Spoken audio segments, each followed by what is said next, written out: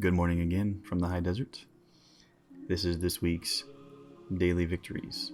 And yeah, this one might get a little bit crazy. Rescue residents, where our vehicles and our participants have lived a life of service. It's our mission to bring them both back to life. So we ended up with last Friday and the idea that both of the mechanics in the Bryan, Ohio area that we talked to were totally willing to donate all their labor and the tow costs and stuff. So that was really good. That was where we kind of ended. What we didn't have at the time was a final update from the Williams County Sheriff. But we rolled into the weekend, and this last week we borrowed from a friend. I say borrowed, but we swapped vehicles. We were driving around their Tesla, and I knew that we were going to do that during the week because they needed our truck to go up to Big Bear, same as we just did. So I wanted to make sure that the garage was actually ready to be able to try to pull that vehicle inside so that we could charge it, and I still had an arcade cabinet project going in there. So honestly, Saturday, I did not get anything done. For the first time in basically since we started, I didn't actually manage to get anything done that I can think of on Saturday, February 19th. There may have been something in there, something small, something I'm not thinking of, a conversation, an email, a research, something, but I can't think of it. I know that I put everything I had into trying to get as much done on Saturday on that arcade cabinet as possible, and a lot of Sunday was the same deal. So I rolled into Sunday with the, again, same issue. I know Monday we got off and I can still work, but Tuesday I'm picking up that vehicle, so I've got 3 days, looking at the weekend to really finish what's been a really long-term project, and I was still not optimistic that I could finish in time. So I really focused 100% of Saturday on that. Sunday was still a whole lot of arcade cabinet, but I did manage to get a couple of things done.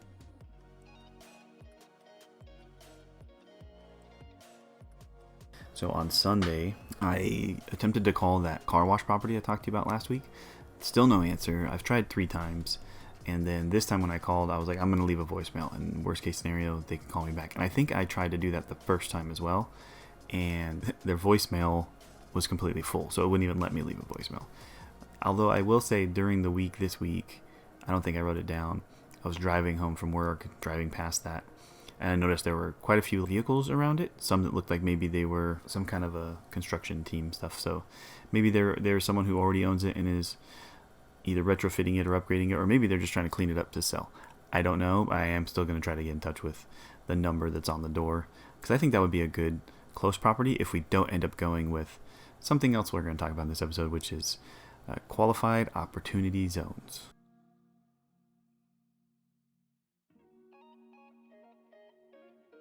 Sunday was also the first time I really started talking with the rest of the Rescue Residents board members about the properties I've been looking at, and the things that I've been researching. So when we talked about it in the last week's episode, I had talked to them about it basically at that point too. I showed you those properties, and I kind of started sharing them with them earlier, but Sunday was really the first time we started going through, like, what do you think about it? Here's what I'm looking for. Here's what I think we need.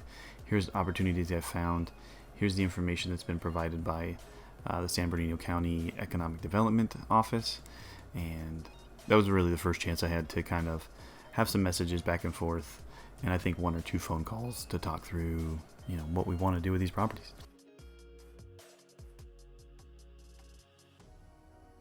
So Monday I spent doing a lot of research about something new that I learned about earlier in the week before, which is a qualified opportunity zone.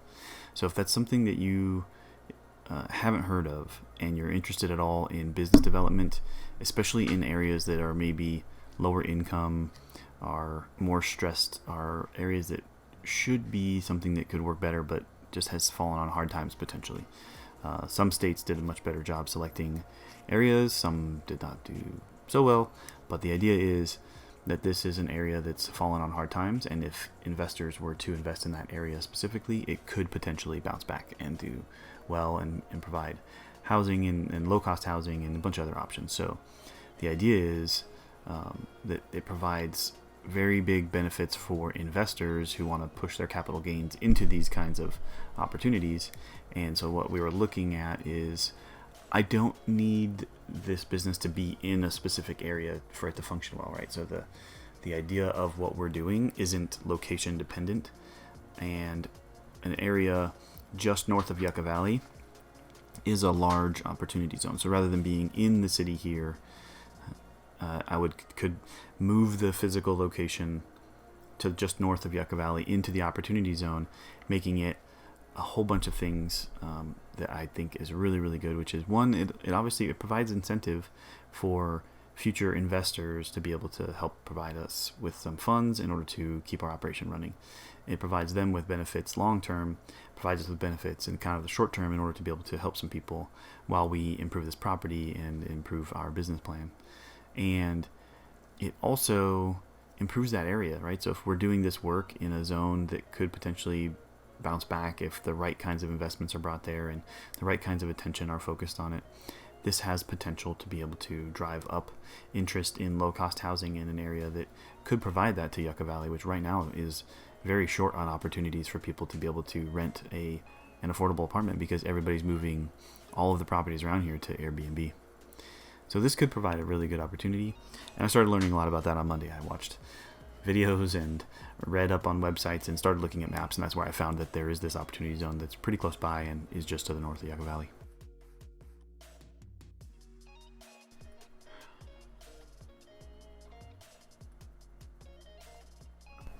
Oh, can't believe I almost forgot. So Monday night was we were just kind of hanging out, relaxing on the couch, and I didn't want to go into the studio to work on some stuff, but I did want to start working on a more t-shirt like design for something for rescue residents. So I started working on like a 1980s art looking thing, kind of covering what the terrain looks like out here, and like basically kind of, I don't know, captures what we're doing. And Monday night I basically finished version 1 and sent that out to the board, got some feedback from friends too, and a couple other people that I'm, send things like this to, and got some good information and was able to work on Tuesday. So it transitions us right to Tuesday. Worked on making the version 2, which ends up being the version I kind of went with.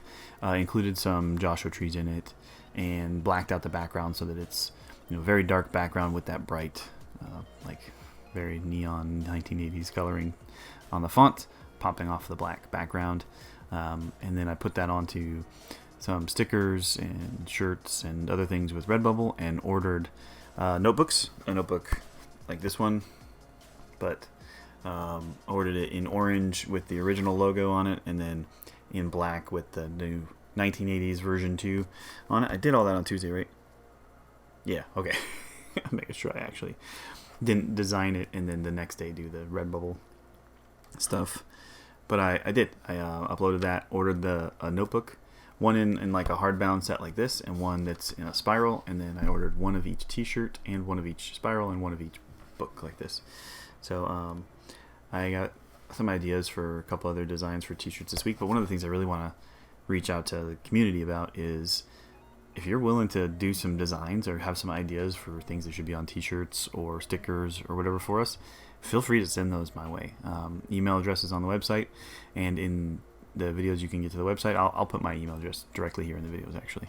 But the more ideas we have for t-shirts, the more opportunity there is with our Patreon, and then the more opportunity there is for people to purchase designs and support our organization through purchasing some merchandise. So it's kind of what I'm thinking. Plus, obviously, stickers are inexpensive, and by sharing them around, it kind of spreads the word about our organization and what it is we're doing. So look forward to working on some more of those, but I did that just on my Surface, sitting on the couch. I didn't even have a mouse, and designed the version 1 and version 2 eventually. I designed all that in PowerPoint. It was terrible. It was a horrible experience, but I made it work.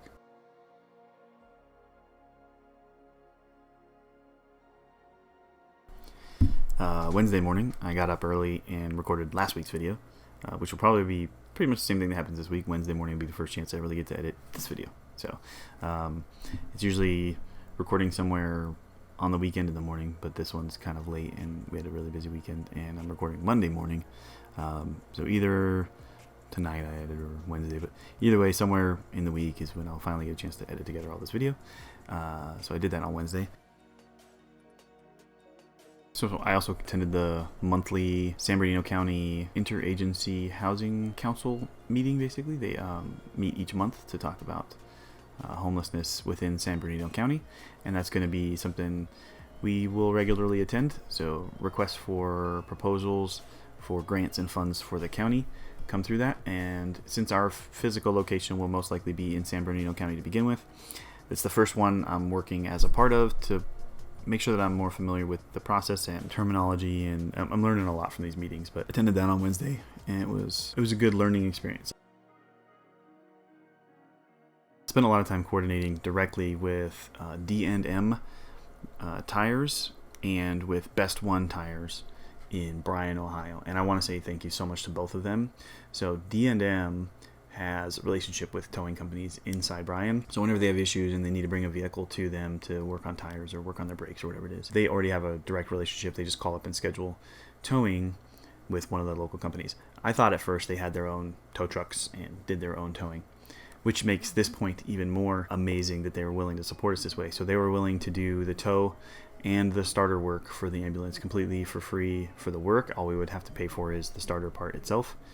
But then when I explained the overall long-term plan of needing to do full diagnostics, full inspection, make this ambulance completely ready to be able to drive from Ohio to Southern California, the manager there, Doug, said that his team weren't super familiar with diesel vehicles and definitely not with large ambulances. And if that was a long-term goal, he wanted what was best for us, which was maybe to find someone who could provide that kind of level of service for us all in the same place. So I talked to Best One Tires. Their mechanic was very experienced. Jay over there, thank you very much.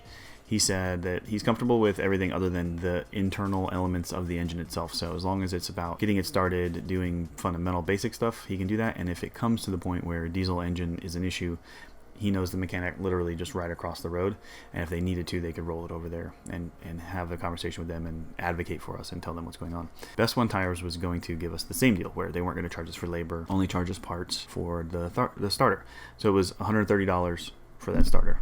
I contacted throughout the week and finally got in touch with the deputy chief at the Williams County Sheriff's Department, and I did finally specifically talk with him on Wednesday and was told they have absolutely no interest in putting any additional money into this ambulance. They just want it gone. They don't really care.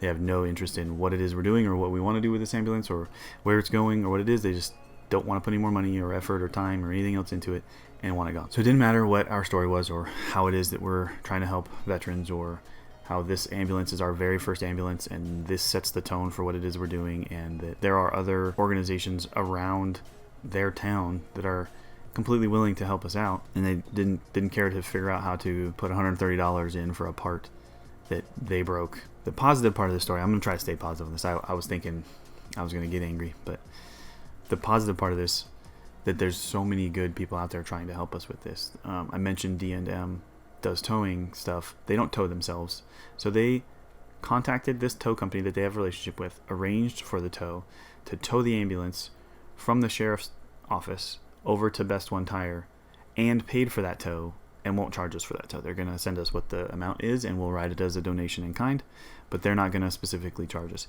So not only will they not make any money because they're not charging us for labor or for the tow, they didn't even get the work of getting to actually put the starter into this for us. They just towed it over to Best One Tires because Doug felt more comfortable putting it in Jay's hands and saying Jay's comfortable being able to tell you this vehicle will be in a state that he's more comfortable telling you, yeah, you could probably drive this thing to California. And I just think that that's amazing that these two organizations there were totally willing to like lose some of their profits just to help us out, put that in as a donation in kind, and yeah, look at the tax benefits, but honestly they were not concerned about that. They just wanted to try to help. So $130 later and the starter's in there and it should be working. So we were scheduled to get that work done on Friday at 3, so I can get to that when we get to Friday, but I arranged all of that movement, all of those things, and had that conversation with the deputy chief at the Williams County Sheriff's Department on Wednesday.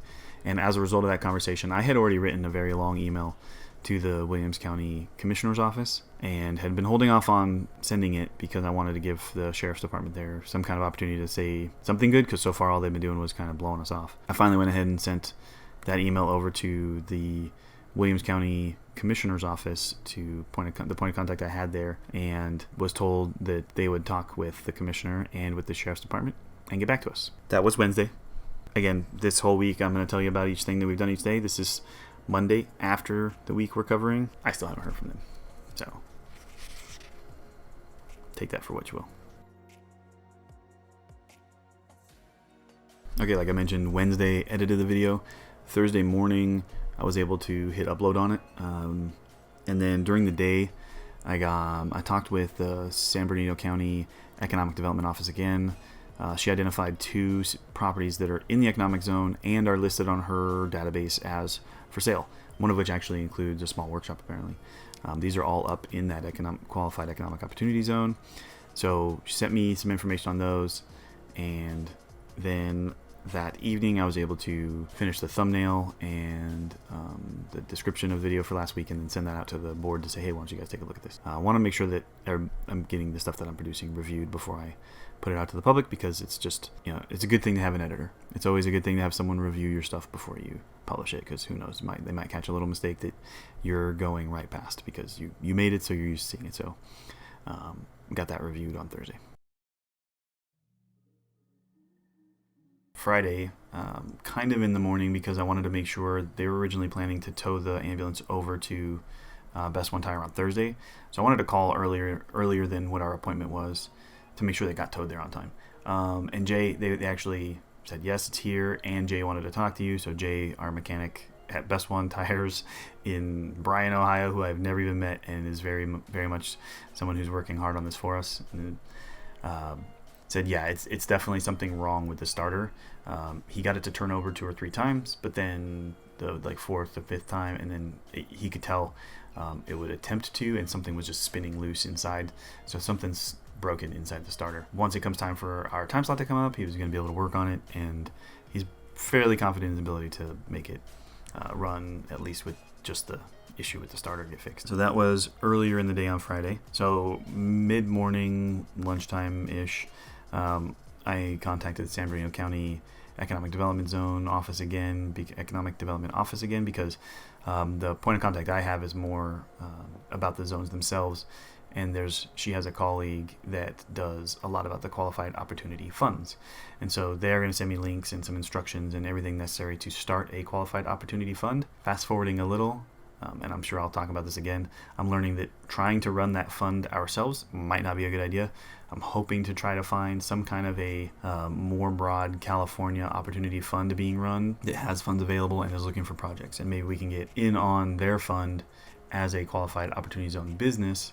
We may have to make some changes to our articles of incorporation and how we created our business so that we qualify as a qualified opportunity zone business, but that's something I can figure out later. So launched last week's video as a premiere on Friday at 1300, and I really liked the way that timing worked out. It meant that for me, I was able to actually be in on the premiere. It meant that there's better potential in the future for us to actually communicate with people during these videos coming out. So that's going to be my plan for right now. It also does not conflict with our original balanced exchange schedule should we decide to start back up the podcast, which was Fridays at noon.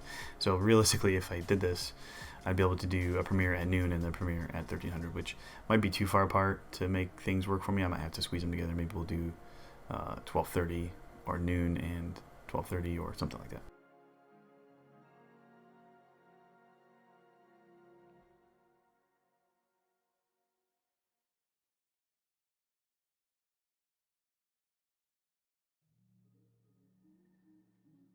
Okay, this is where things get really frustrating. So Jay finished the fix on the starter. I'm assuming, because I didn't ask this specifically because I was so frustrated, that worked, right? It now starts, and he moved from fixing the starter to the next stage because we received basically a report back that he'd conducted the regular inspection and diagnostics, and that all 6 tires are completely shot, worn down past the safety bars, and flat on one side because it's been sitting in the same place without being moved at all for at least 18 months.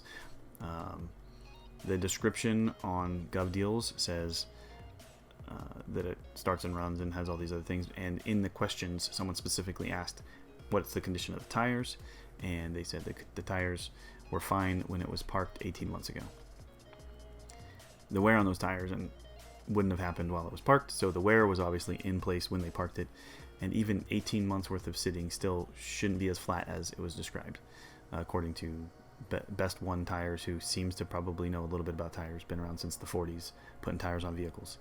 So their estimation was it's been sitting in place, not being moved much longer than 18 months. But even that, if you're going to park a vehicle long term, you don't just leave it sitting there. If you know that at some point you may have to use it, you move it around a little bit just to keep the tires from going flat like that.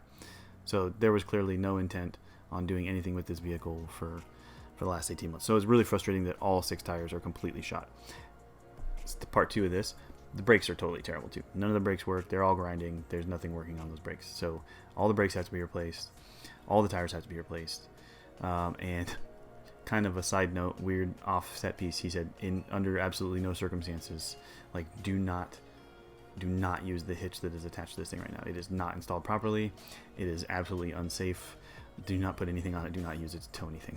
So I would like to figure out what's wrong with it and see if we can fix it. If it already has a hitch on it, I'd like to get it installed correctly, because I could see, putting a hitch-based bike mount on there and being able to have a bicycle mounted on this as a really easy way to be able to have your house drive you to a completely new area, and then you still be able to get to and from your work locations just using a bicycle, because your house, you wouldn't necessarily want to drive it around all the time. So I would love to be able to use the hitch. So we'll look into what that is, but I'm mostly concerned with the tires and brakes.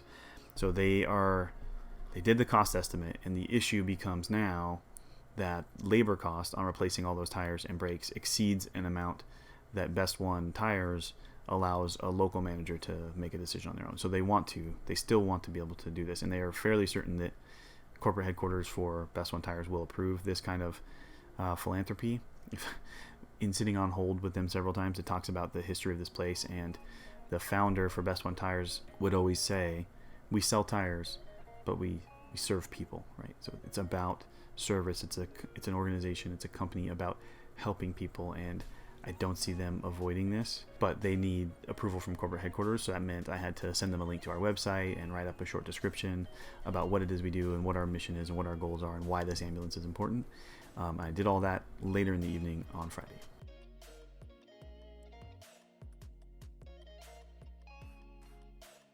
On a more normal note of things that I am doing constantly to try to get ahead of some of these long-term cost things, I contacted a company called IceCo. I'm going to put their website up here, or pictures or something from it. They produce small fridges that are commonly used in tiny homes or in small RVs or other things like that. It's the cooler like lift top fridges. Something cool about these ones is they can open from either side. Some of the models do, at least. And I watched a video by Dulex about this fridge, and I just thought this might be the right kind of connection. So I sent them an email trying to figure out if there's a way that our organization and their business could potentially establish some kind of a mutually beneficial agreement that provides us with either at cost or potentially some donated fridges long term to be able to reduce our costs for building out these ambulances. So I did that on Friday as well. If you're not familiar with Dulex and you're interested in the idea we have going forward, you have to get over there and subscribe to the channel. So make sure to check out Dulex. I'll throw a link to his channel in the description.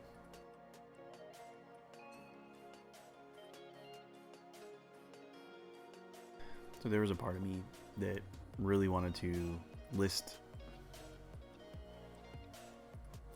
names and contact information for these people who have no interest in trying to help us help homeless veterans. But I'm not going to do that. I think that if you were serious enough about really, really wanting to have some words with them about it, I provided you with enough information to be able to do that. I don't want to advocate for that kind of attitude, even though on several occasions talking to members of our board and my friends that I said that's what I'm doing, put them on blast. But I can't see doing that with what our goal is and what our mission is. I can't see being that kind of a person, but it is really frustrating that they have no interest in being able to help out.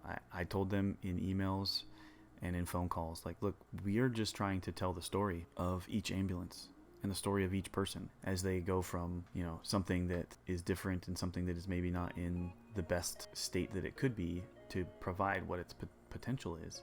And I think people will be very interested in following those stories, and that this is the beginning of this story for this ambulance and for our organization. We're just getting started. Is this the way you want your sheriff's department and your county leadership portrayed in this story, I'm going to talk about it. I'm not saying that as a threat. It's just going to be a part of the story, and I don't think that it'll look good, and I wanted to give them an opportunity to try to prevent that from being the story that's being told. And again, there's obviously always an opportunity to come back from that, change their story, change the way that they're supporting us or supporting homeless veterans. And I would definitely tell you that part, that they realized what was going on. Maybe they didn't understand fully what our mission was. I don't know. But what I'm telling you right now is I am very disappointed, and I'm hoping that we have better luck going forward on these kinds of situations. Hopefully we don't end up with ones that have as many issues to begin with. But, if you're going to have to get started, might as well get started with one of the harder cases. So this is definitely not ideal. We are going to have to get all new tires. I'll let y'all know what a price estimate on the actual just parts, because we will pay for the tires, we'll pay for the brakes. And if Best One can't come back with approval for not charging us for labor, we'll be paying for labor too. Just really frustrating that $130 for a starter. That's all that was going to end up being the charge in order to get it to where we knew that what they gave us was at least a starting and running ambulance like they described. So I'm going to end with that. I do have some stuff from Saturday and Sunday, obviously, because I'm recording on Monday, but we'll save those for next week. So I appreciate everybody's time, and we'll talk to you later.